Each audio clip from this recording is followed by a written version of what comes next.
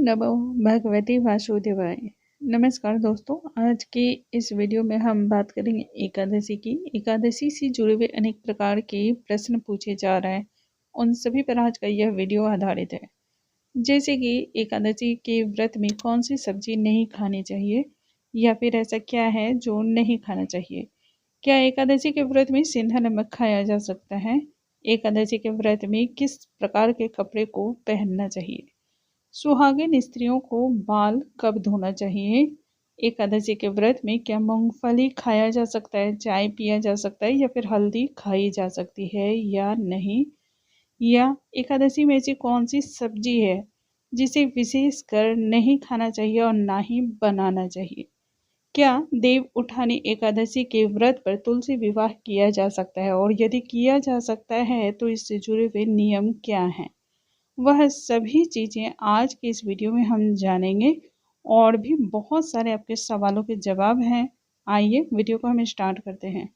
नमस्कार दोस्तों, कैसे हैं आप सभी। उम्मीद करती हूँ आप सभी स्वस्थ होंगे, सुरक्षित होंगे, और आप सभी को उत्तम भविष्य की कामना करते हुए आज का ये वीडियो स्टार्ट करती हूँ।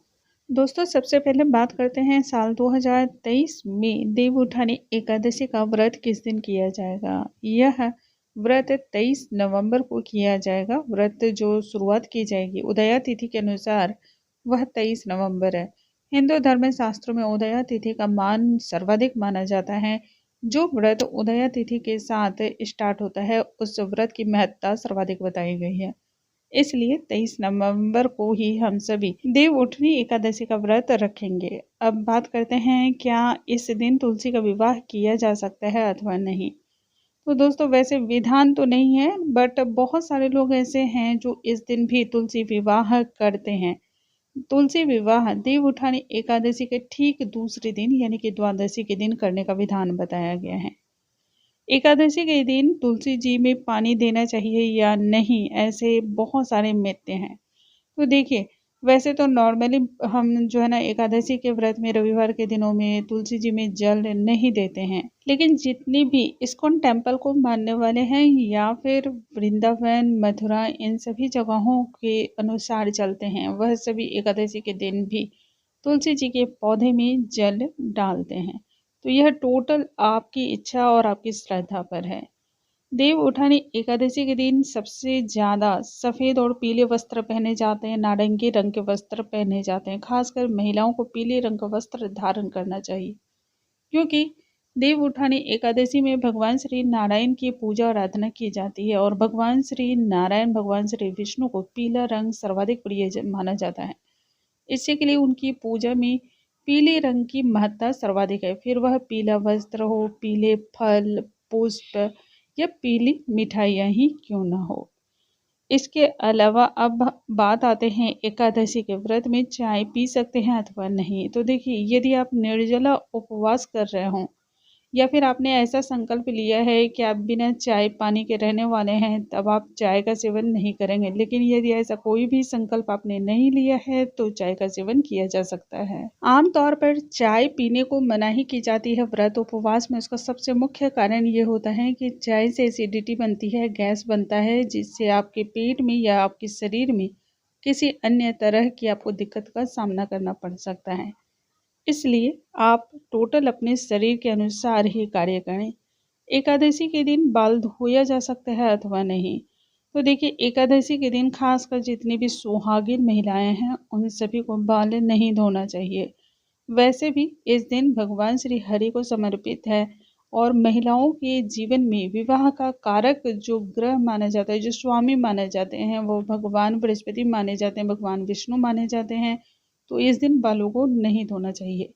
यदि बहुत जरूरी हो गया, यानी कि पीरियड्स हैं या सूतक लगा था जिनसे अभी आप मुक्ति पा रहे हो, तब ऐसे में यदि आप बाल धोते हैं तो उससे पहले बालों में दही, बेसन या फिर आंवले को लगाना चाहिए, उसके बाद ही बालों को धोना चाहिए। लेकिन उससे भी कुछ न कुछ दुष्प्रभाव आते हैं, ऐसा नहीं है कि बिल्कुल ही आप उससे मुक्ति प्राप्त करते हैं। एकादशी के व्रत में खास तौर पे बैंगन नहीं खाना चाहिए। इसके साथ ही द्वादशी के दिन भी बैंगन खाना अशुभ फलों को देने वाला होता है। वैसे तो प्याज, लहसुन, मांस, मदिरा अक्सर और हर तरह के व्रत और उपवास में मना किए जाते हैं, लेकिन एकादशी और द्वादशी के दिन बैंगन और मूली को खास करके और मसूर की दाल यह विशेष करके मना की जाती है, नहीं खाया जाता है। अब बात करते हैं कि सेंधा नमक व्रत में खाया जा सकता है अथवा नहीं। तो देखिए, आमतौर पर हम सभी जितने भी व्रत और उपवास करते हैं उनमें नमक का इस्तेमाल नहीं किया जाता है, लेकिन कुछ ऐसे व्रत हैं जिनमें हम नमक का इस्तेमाल करते हैं, खासकर सेंधा नमक जिसे व्रत का नमक कहते हैं, जिसमें हम सभी नवरात्रि में खास तौर पर इसका इस्तेमाल करते हैं। यदि आप एकादशी के व्रत में बिना नमक के नहीं रह सकते हैं तब तो बात ही अलग है, लेकिन मेरा मानना है कि नहीं खाना चाहिए। इस व्रत में नमक खाने की मनाही ही है, लेकिन यदि आप करना भी चाहते हो और फिर भी आप बिना नमक का भी आप नहीं रह सकते हैं, तब टोटल आपकी यह इच्छा और श्रद्धा पे है। अब बात करते हैं कि एकादशी के व्रत में क्या मूंगफली खाया जा सकता है। तो दोस्तों, मूंगफली बिल्कुल खा सकते हैं, इसे फल के रूप में माना जाता है और साथ ही प्रोटीन का बहुत ही अच्छा स्रोत है। यदि आप मूंगफली खाते हैं तो इससे आपको पेट भरा हुआ लगता है और दिन भर भूख प्यास का एहसास भी उस तरह से नहीं होता है।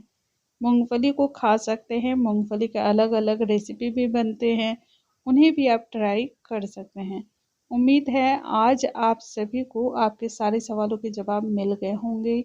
अगर वीडियो पसंद आया हो तो वीडियो को लाइक शेयर सब्सक्राइब करना बिल्कुल ना भूलें। साथ में नोटिफिकेशन बेल को भी प्रेस कर लें, जिससे जितने भी लेटेस्ट वीडियोस आएंगे उनके नोटिफिकेशन आप तक सबसे पहले पहुंच पाएंगे। अगली वीडियो में हम फिर से मिलेंगे, तब तक के लिए नमस्कार दोस्तों।